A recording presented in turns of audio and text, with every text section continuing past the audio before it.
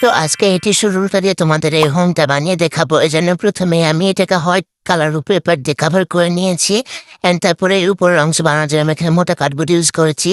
তারপরে এখানে কিছু ক্লে নিয়ে এটাকে আমি ঠিক এরকম করে অনেকগুলো বানিয়ে নিয়েছি। এন্ড তারপরে একটা একটা করে এগুলোকে আমি লাগিয়ে নিয়েছি। এখানে আমি ডাল পাতা অনেকগুলা বানিয়েছিলাম। এন্ড তারপরে এখানে আমি একটা দরজা লাগিয়ে দিয়েছি। তারপরে এখানে যে ডিটেলসগুলো থাকে এগুলো আমি বসিয়ে দিয়েছি।